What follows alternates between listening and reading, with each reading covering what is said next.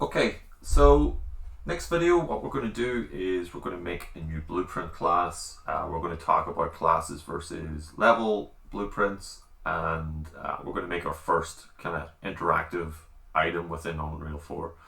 It's going to be very simple to start off with, but it's a good basis to kind of learn some of the kind of nodes and how some of the aspects of the blueprint editor work. So with anything in Unreal, if you're making a asset, you want to make sure that you're doing it in the correct folder. So if I was going to be importing in a mesh or anything like that, I would probably do it in the mesh one. If I was going to make a new material, do it in here, or particle here. Because it's a blueprint, we're going to do it in here. I'm going to delete this one. It's got one reference. Let's just see if I've got one. No, it's okay. It's gone.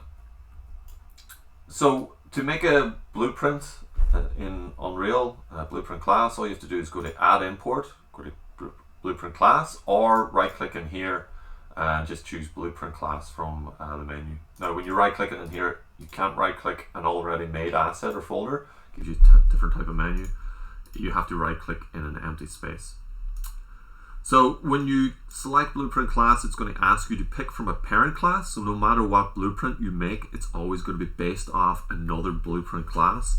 So we've got some common ones here like actor, pawn, character, player, controller, game mode, actor component, scene component. We're not going to go through all of those, but we will kind of cross them at various times during the module.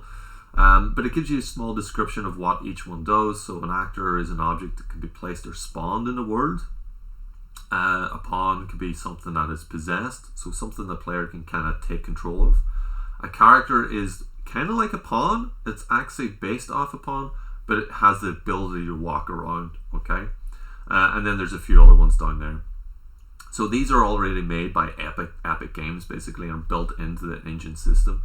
And what we're going to do is we're going to base all of our blueprints off some of these, and there's all these different other classes down here that we can use as well. And then when we're going on to child and parent classes later on in the module, we'll kind of discuss the benefits of using child-parent classes, especially if you're going to do weapons and things like that. For now, what we're going to do is we're going to use an actor class. So all we need is an object that you can place in, and to be honest, this is going to be primarily what you're going to be using throughout the year.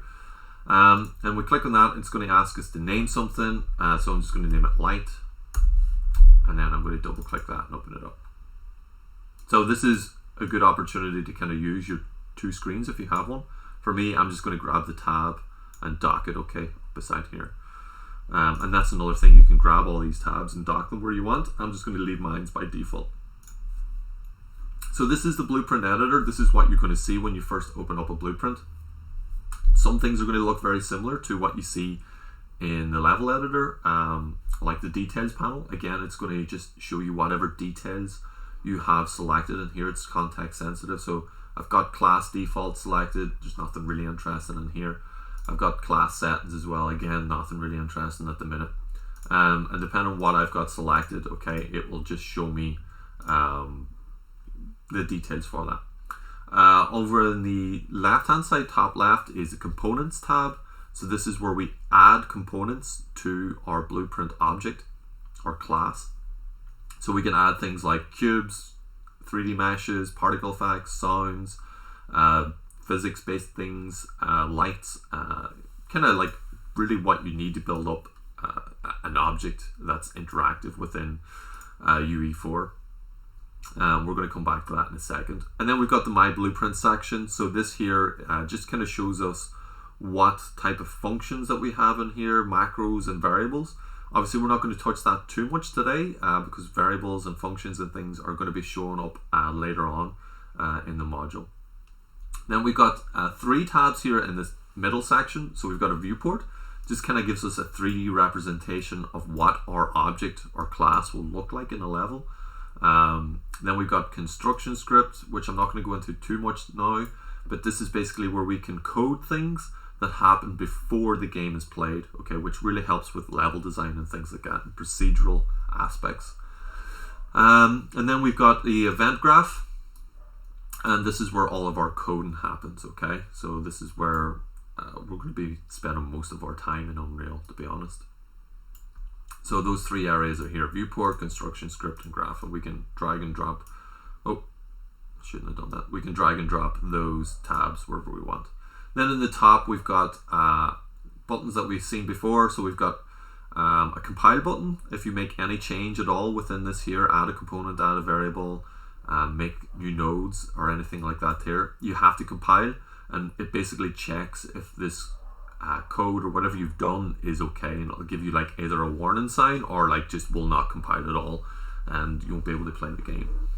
It will, though, whenever you compile, give you results down here. So it's saying it's successful for me.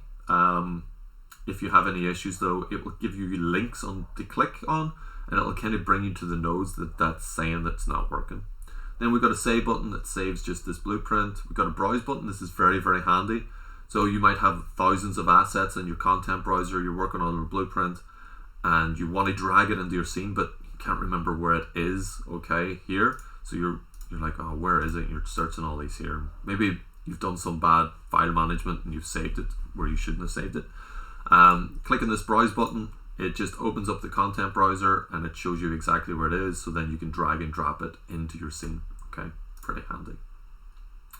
Find button, so you can search for things down here then. Hide unrelated, so if you've got clicked on a node, you can click this here, and whatever's unrelated to this node just won't show. And then there's a few other defaults, and play button, and this debug filter I will show you when we're doing some debug things how that works. Okay, so yeah, we'll finish this video here, just showing you the layout of a blueprint editor. And then in the next video, what we're going to do is we're going to create some logic for our first blueprint.